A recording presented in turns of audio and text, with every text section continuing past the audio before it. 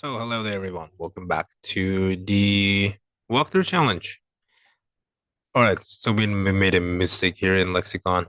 It's not necessarily a challenge, but an episode of teaching you how actually reading works. However, reading passage one is kind of basically very simple. Let me actually just change this font to a little bit like 15, I guess. Yeah, much better. Now, table completion is really easy questions. Table completion are one word only. They come in order. True, false, not given also come in order as well. So yeah, we have trunk, leaves. So I'm gonna find these words. Trunk, leaves, flowers, and fruits. So yeah, what do we have? For millennia, the coconut has been central to the lives of Polynesian and Asian peoples. In the Western world, on the other hand, coconuts have always been exotic and unusual, sometimes rare. Okay. Timber for houses and making of something else. Hmm. Timber for houses and making of. Typically, we envisage coconuts as brown cannonballs that, when opened, provides sweet white flesh. But we see only a part of the fruit and none of the plant from which they come. The coconut palm has a smooth, slender gray trunk up to 30 meters tall. This is an important source for timber of building houses and is increasingly being used in a replacement for endangered hardwoods in the furniture construction of the industry. So we have we have this. This is the first answer. So we have the answer is furnitures. Furnitures. Very simple to make brushes. Now the trunk is surmounted by a rosette of leaves, each of which may be up to 6 meters long.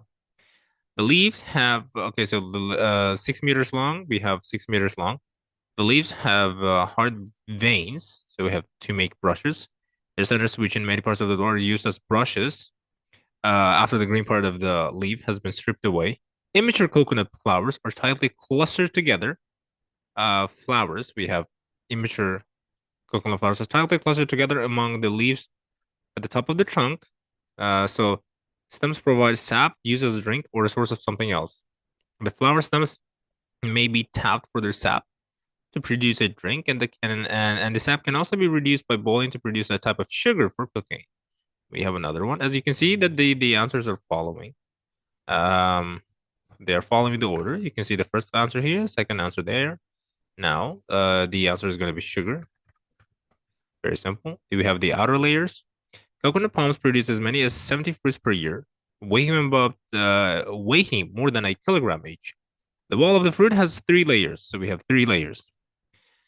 A waterproof outer layer, a fibrous middle layer, and hard inner layer. The thick fibrous middle layer produces coconut fiber. Okay. The outer layer that we don't know. The middle layer, coir fibers. Coir, which has numerous uses and particularly important manufacturing ropes. Middle layer used for ropes. Manufacturing ropes. Inner layer, a source of something, but half for something else. Okay, we have coconut fiber. We have the answer number three. Okay, my voice is loosening now. The woody innermost layer, the shell with the three prominent eyes, surrounds the seed. An important product obtained from the shell is charcoal. Inner layer. We forgot about the inner layer, did we? Okay, which is a source of the woody Innermost layer is talking about the inner layer, a source of something. The shell with three prominent eyes surrounds the seed. An important product obtained from the shell is charcoal, source of charcoal. When halved, charcoal, which is widely used in various industries as well as in the homes as cooking fuel. When broken in half, so that is halved, the shells are used as bowls in many parts of Asia. So we have when halved for bowls, source of bowls. All right, I'm gonna highlight that as well. Um, give it this one as number 4, and give this part as number 5. There we go. Simple as it is.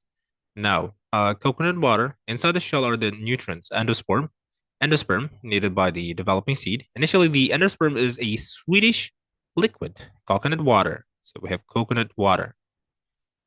A drink and a source of something for other plants, which is enjoyed as a drink, but also provides the hormones which encourage other plants to grow more rapidly and produce higher yields. A source of and a source of hormones. All right, we have source of hormones. Okay, I'm gonna get that. I'm gonna highlight the sentence and give this a number 6. You can see that first of all, 1, 2, 3, 4, 5, 6. It's following. Oil and milk for cooking. As the fruit matures, the coconut water gradually solidifies to form the brilliant white, fat-rich edible flesh or meat.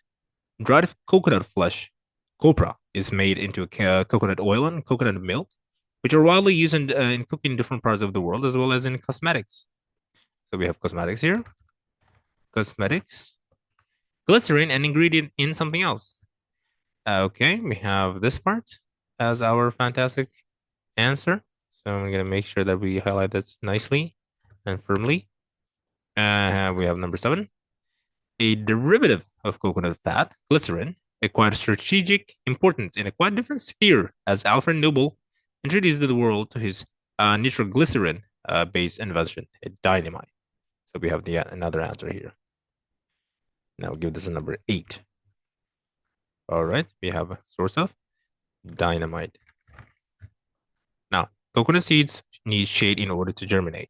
Their biology would appear to make coconuts the great maritime voyagers and coastal colonizers of the plant world. The large, energy-rich fruits are able to float in water and tolerate salt, but cannot remain viable indefinitely. Studies suggest after about 110 days at sea, they are no longer able to germinate, literally cast onto desert island shores with little more than sand to grow in and exposed to the full glare of the tropical suns. Coconut seeds are able to germinate and root. Coconut seeds need shade in order to germinate. No, that's a false. Because literally cast onto desert island shores with little more than sand to grow in and exposed to full glare of the tropical sun, coconut seeds are able to grow. So need shade in order to do. Need shade means they need some sort of a need shade means they have to stay away from the sun, from the glare of the sun. Glare means just the light of the sun. We have the glare. So we have this part is the answer for us. So now this is number 9. All right. Were probably transported to Asia from America in the 16th century. Right. There have been, I'm going to skip this part. It's not really necessarily important. There have been centuries of academic debate over the origins of the coconut. There were no coconut palms in the West Africa, the Caribbean, or the east coast of the Americas before the voyages of the European explorers Vasco da Gama and the Columbus in the late 15th century and early 16th century. So, were probably transported to Asia from America. So, 16th century trade and human migration patterns reveal that Arabs, traders, and European sailors are likely to have moved coconuts from Southeast Asia to Africa and then across the Atlantic to the east coast of America. We have another answer for us. This is number 10, and it's not America, but it was the Arabs. So that's going to be another false. All right. Coconuts found on the west coast of America were different type of were different from those found on the east coast. All coconuts found in Asia are cultivated varieties, and coconuts are cultivated in different ways in America and in the Pacific. But the origin of coconuts discovered along the west coast of America by 16th century sailors has been the subject of centuries of discussion. Two diametrically opposed origins have been proposed so far. Were different from that they came from Asia or that they were native to America. Both suggestions have problems. In Asia, there's a large degree of coconut diversity and evidence of millennia for human use, but there is no relatives growing in the wild. So this is going to be a not given because we don't, because it doesn't say that it's a different from that of growing in the East Coast than the West Coast. It doesn't say that the West and the East has a different type of yielding it. No, I mean not yielding, but anyway, the type of the coconut. So all the coconuts found in Asia are cultivated varieties. Cultivated varieties means they are just they're grown in a different way.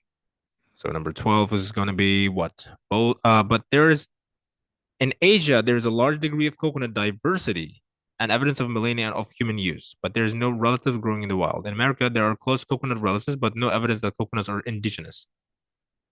All coconuts found in Asia are cultivated varieties. Hmm. Probably yes. This is going to be number 12, I suppose. This is going to be a true. Um, so let me write that down because all coconuts found in Asia, there is a large degree of coconut diversity and evidence of millennia of human use, but there's no relatives growing in the wild. I don't know if is this false, but I think it's true because they say cultivated varieties means coconut diversity and evidence of coconut diversity. All the coconuts found in Asia are cultivated varieties. There's a large degree of coconut diversity. So this is telling me that there's a different ways of cultivation. Coconuts are cultivated in different ways in America and the Pacific. In America, there are close coconut relatives, but no evidence that coconuts are indigenous. These problems have led to the intriguing suggestion that coconuts originated on coral islands in the Pacific and were dispersed from there. Now they're not given. So, not wasting time. Yeah, there we go, guys. We finished it. Yeah. If you have any questions, we can literally, you can literally just comment down below in the comment section, and yeah, I will come up with a very prompt response to your request. So yeah, it was pretty easy, as you can see. Every question follows. So it starts from number one over here and it's all the way down to number 12 over here. I mean, number 13. So yeah. Anyway, guys, thank you very much for watching. I'll see you on the next episode.